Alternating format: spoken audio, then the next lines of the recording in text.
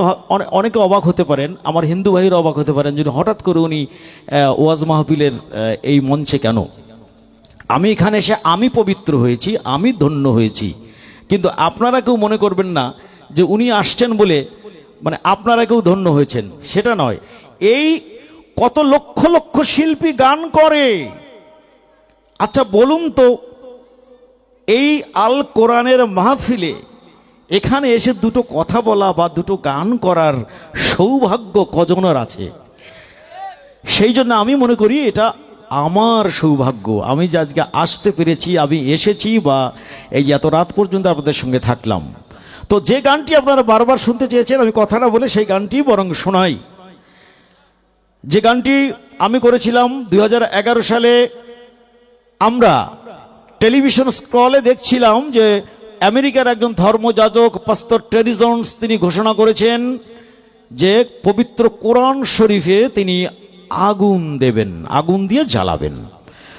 তো সকালবেলা থেকেই সেই আগুন কিন্তু আমরা যারা আল কোরআন পবিত্র কোরআনকে ভালোবাসি তাদের বুকের ভিতরে কিন্তু সেই আগুন জ্বলে উঠেছিল। তো সকাল থেকেই ভাবছিলাম এই ভদ্রলোক বলা যাবে কিনা আমি জানি না, ওনাকে কিছু আমার একটা বলতে হবে। তো ওই দিন আমার একটা লাইভ প্রোগ্রাম ছিল, সেই লাইভে একজন আমাকে ফোন দিয়ে বললেন যে দাদা, আপনি তো ইসলাম প্রেমী এবং ইসলামের ইতিহাসের ছাত্র, আপনি একজন অসাম্প্রদায়িক মানুষ, শিল্পী, আপনার অনুভূতি কি এই যে পাস্টর টেরি জোন্স যে আজকে কোরআন শরীফ পড়াতে চেয়েছেন? তো আমাদের 1 ঘন্টার একটা নিউজের ব্রেক ছিল, সেই ব্রেকের ভেতরে আমি গানটি কম্পোজ করে আমি ক্যামেরার সামনে এলাম এবং পাস্টর টেরি জোন্সকে লক্ষ্য করে বললাম, বন্ধু শুধু একখানা কোরআন শরীফ কেন, ও যদি আগুন লেগে ধ্বংস হয়ে যায়, ধ্বংস হয়ে যায়, যদি আগুন লেগে কোনদিন ধ্বংস হয় পৃথিবীর সব বইয়ের দোকান, তবু বিশ্ব থেকে হারাবে না পবিত্র কোরআন।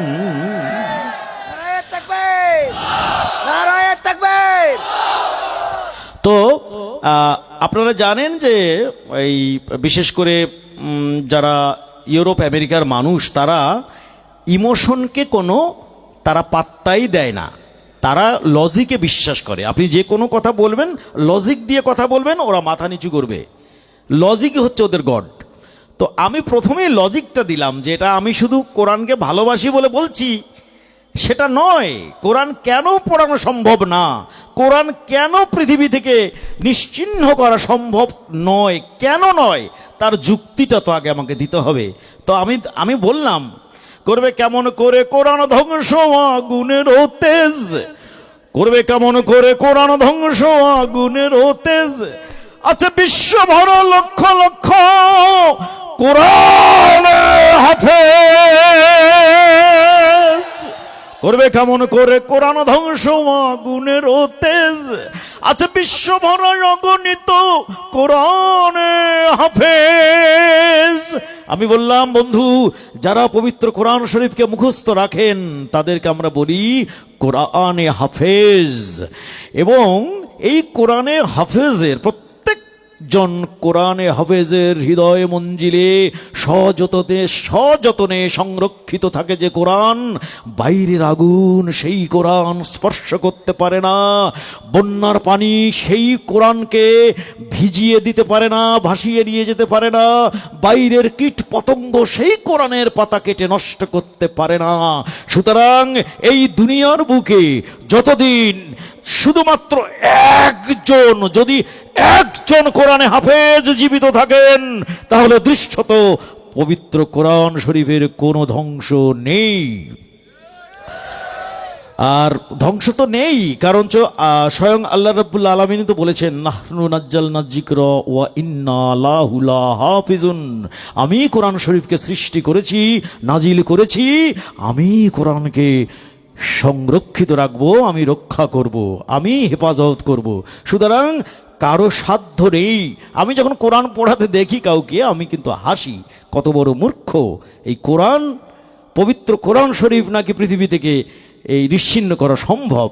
তো আমি বলেছি করবে কেমন করে? কোরআন ধ্বংস আগুনের তেজ আছে বিশ্বভরা লক্ষ লক্ষ কোরআনে হাফেজ, তারা আবার ছাপিয়ে আসমানি গ্রন্থ, ছাপিয়ে আসমানি গ্রন্থ, বাঁচাবে ইসলামের সম্মান।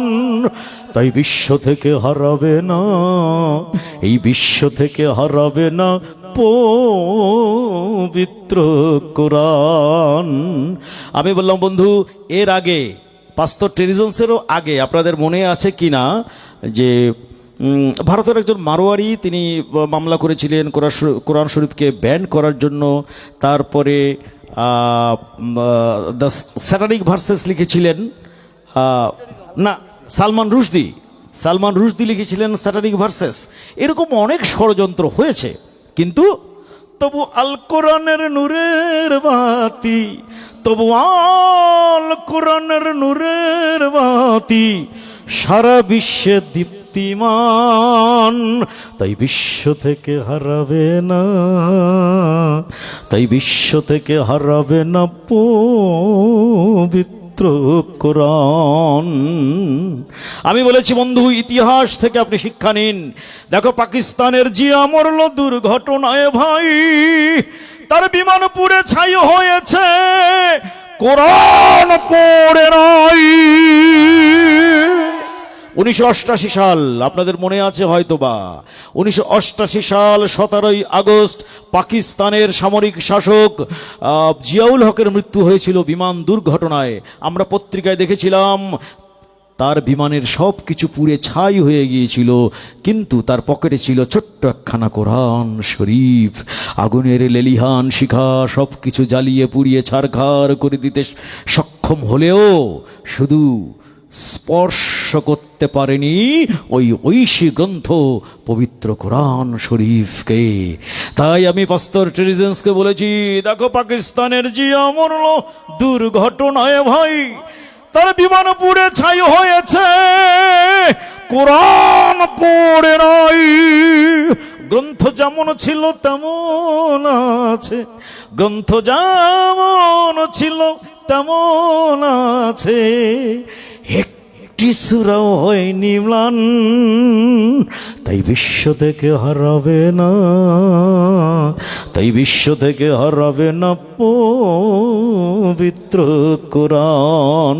সেজন্যে আমার গানের আমি শেষ অন্তরায় লিখেছি, যারা কোরআন ধ্বংস করতে চায় জানে না তাহারা, যারা কোরআন ধ্বংস করতে চায় জানে না তাহারা, ওই গ্রন্থের প্রতি পাতা ফেরেশতারা সদা দিচ্ছে পাহারা। এই যে আমার বিশ্ব নবীর সাধনার ধন, আমার বিশ্ব নবীর সাধনার ধন, নকুল কয় রাব্বুলের দান। তাই বিশ্ব থেকে হারাবে না, বিশ্ব থেকে হারাবে না পবিত্র কোরআন। যদি আগুন লেগে, যদি আগুন লেগে, যদি আগুন লেগে কোনোদিন ধ্বংস হয় পৃথিবীর সব বইয়ের দোকান, বিশ্ব থেকে হারাবে না, তবু বিশ্ব থেকে হারাবে না, তবু বিশ্ব থেকে হারাবে না, বিশ্ব থেকে হারাবে না পবিত্র কোরআন। নারায়ে তাকবীর, নারায়ে তাকবীর। আল কোরআনের আলোক, আল হাদিসের আলোক, নারায়ে তাকবীর। নুকুল কুমার ভাইয়ের আগমন মাগুরাবাসীর পক্ষ থেকে, মুসলমানদের পক্ষ থেকে, সকল মানুষের পক্ষ থেকে নারায়ে তাকবীর। এখন আমরা শেষ করে দেই, আর কি দরকার? তাহলে এরা ওঠে কেন? এই ওঠেন কেন? এরা কি মনে করছে শেষ হয়ে গেছে? এই এটা উঠছে কে? এই তোর কি হয়েছে? আচ্ছা, আমরা মায়ের একটি গান শুনতে চাই। হ্যাঁ, মতে মাওলা মতে মুহাম্মদ, অনেক অনুরোধ ছিল। আচ্ছা প্লিজ উঠবেন না, বসেন। আমরা শেষ করলে বলে শেষ করব।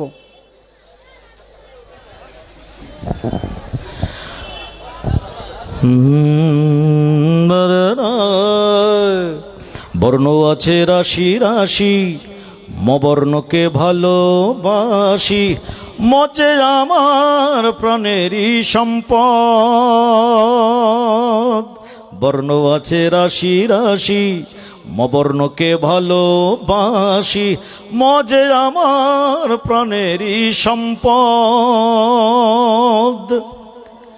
আমি চিন্তা করে দেখলাম ইসলামিক শব্দ ভাণ্ডারে শুধু ময়ের ছড়াছড়ি। আপনারা না, আমি গানে গানেই বলি, বর্ণ আছে রাশি রাশি, মবর্ণকে ভালোবাসি, মজে আমার প্রাণেরই সম্পদ। কারণ মতে মৌলা মতে মুহাম্মদ, মতে মৌলা মতে মুহাম্মদ। মতে যদি হয় মাওলা, মতে যদি হয় মুহাম্মদ, তো আর তো কিছু প্রয়োজনই নেই। তারপরেও ভেবে দেখবেন, মুসলমান লিখতে ম লাগে, মুসলমান লিখতে ম লাগে, বলো সত্য কি না? মদিয়ে লেখা হয় আমার মক্কা মদিনা। আবার মসজিদ মাদ্রাসা মাজারে, মসজিদ লিখতে ম লাগে, মাজার লিখতে ম লাগে, মসজিদ মাদ্রাসা মাজারে, মসজিদ মাদ্রাসা মাজারে ম লাগে বিষদ। মতে মৌলা মতে মুহাম্মদ, মতে মৌলা মতে মুহাম্মদ। মখলুকাত লিখতে ম লাগে, ময়ে হয় মুমিন। মিনার লিখতে ম লাগে ভাই, ময়ে মুয়াজ্জিন। আবার আপনার যদি মানে ম দিয়ে আপনার মাদ্রাসা মসজিদ তো হবেই, এছাড়া